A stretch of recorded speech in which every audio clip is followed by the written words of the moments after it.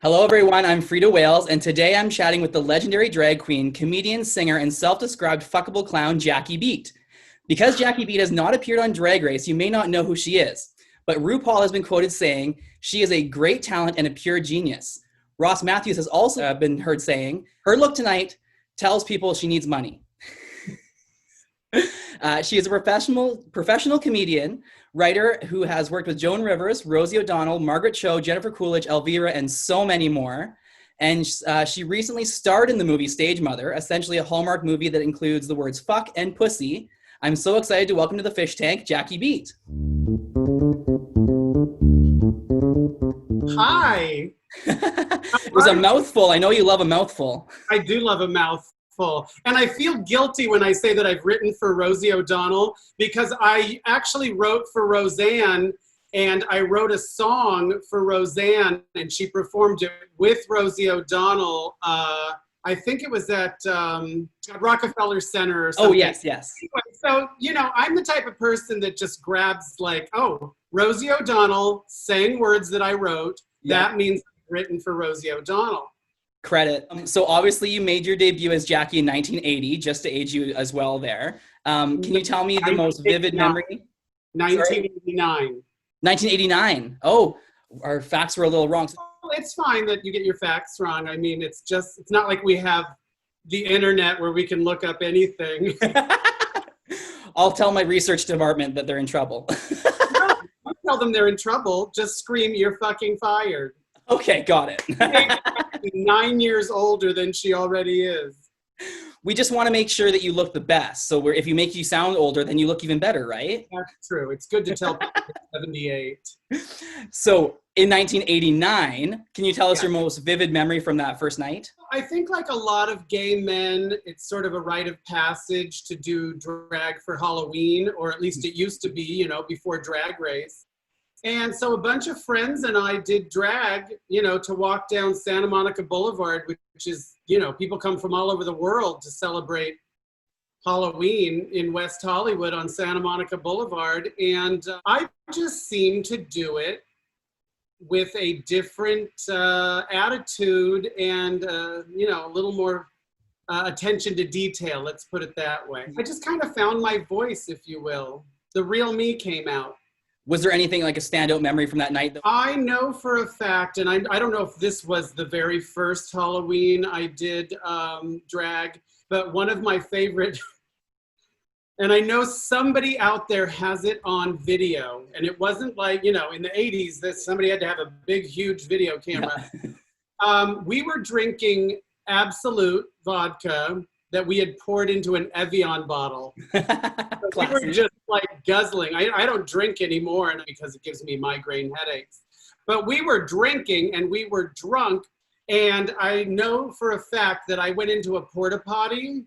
I know that I went in there and then, to pee. And then when I came out, there's a chain that makes the door close, My wig got stuck on the chain. I tripped over the bottom lip of the door and the wig was hanging there and I fell out of frame and I know that somebody was standing there because I remember there was a video camera. So you've worked with so many icons. Is there anyone that you'd still be starstruck by if you got to meet? I work with Elvira and I'm not kidding you. Every time she texts me, we just did a song together. Well, it's her song, but I helped her write it. It's a Madonna parody. Ooh. And it's about, Halloween this year is on a Saturday, supposedly a full moon. It's going to be like perfect weather. It's the ultimate Halloween and it's probably going to be canceled. So she's doing a song about that because it's, her one day of the year. But every time I talk to her or work with her or see her, I just kind of freak out because it's such a memory from my early teenage years and just such a drag icon. I've met Liza, I've met Madonna, I've met a lot of people. I've not really met Barbara Streisand, but I ran into her once, like I was going around a corner and she was walking and, and we almost literally ran into each other. And I was in full drag because I had just performed at a private Christmas party at the Beverly Wilshire Hotel. So I've seen Barbara, but I haven't really met her. Gotcha. And Someone like that, that's a fucking big deal to me because I'm old school. Do you have a favorite parody song that you've made? And is there any songs that have gotten you into any hot water? Oh my God, yes and yes. My favorite parody is Diamonds Are Forever by Shirley Bassey. And I do it as Dildos Are Forever. And the reason I love it is because it's not only funny, I see the audience literally freaking out at the fact that I'm singing, not even the words, the way I can sing the fuck out of that song. Yeah. Should I sing a little? Dildos are forever, they are all I need to please me. They can stimulate and tease me. But unlike lying guys, dildos do realize what large is. Dildos are forever. Take one home and then unwrap it. You can strangle it and slap it better than any man because it never can press charges. I don't need men. For what good are men for me? You motherfuckers only bore me. Men are such fools. But plastic rules. See, I can't even hit that note right now. But That usually, amazing. I can belt it. And when I toured with Dita Von Teese, I was the host of the show, and I walked out, and you could see the audience sort of glaze over, like, oh, it's a drag queen. Yeah. But then I sang that song, and 2,500 people in a theater would literally kind of move back and turn to their friends. So that's my favorite. That's the one that got me in hot water was Bryan Adams. He did a song called Heaven. Yeah. And I changed it to 7 about dating a 7-year-old. And again, it's so over the top and ridiculous. And I explain before I sing it that I'm mocking the person who thinks this is a valid relationship. I'm not making fun of the victim. Yeah. But the first time I sang it, I didn't know how it was going to go over. And I didn't do that little warning. Not that that helps if you're going to be offended. And I was at Laurie Beachman Theater in the heart of Times Square in New York City, and I was singing it, and a guy dramatically stood up and stormed out. And somebody told me after the show that he went to the management and said that he was calling the police, that legally I'm not allowed to sing about such things, and he was going to have the show shut down, just all of this stuff. So I have a tendency to ramble, honey. So I just watched Stage Mother, as I told you, and knowing that you're a writer and who's worked in many different projects, I was wondering, did you get to write any of your own lines for that movie? It's a touchy thing when you do a movie and the writer was right there. They're not always there. And, you have a director and a writer, and they're the ones in charge, and, they have their vision and they know what's best. So you never know whether you're allowed to do that. I found that if we did, they do different angles, obviously. And when we were all done, they kind of got into the habit of, okay, let's just do another take. And if you want to say something extra or try something new, you can also just ask, like, could I say this? Or what if I did this? I remember, I think the scene where I say, oh, her name is Maybelline. I might like her better if her name was L'Oreal. That was so good. I think I added that. How was it getting to sing Total Eclipse of the Heart with an Oscar-nominated actress? Oh, 2-time Academy Award nominee, Jackie Weaver. It was the battle of Jackies, I gotta tell you. It was so confusing when somebody would be like, Jackie, and we would both turn. So at one point, she just went by Jackie and I just went by Hey Bitch. Yeah. It was really a lot of fun. I mean, singing is what I do. So, and I was the only real drag queen on the set. They're all actors and, so normally I would be nervous, but I wasn't really nervous because I thought, honey, I've done this for 30 years. And then even singing, it's like, honey, bitch can sing. And actually, oh my gosh, I have to tell you, I wasn't even there for that last scene.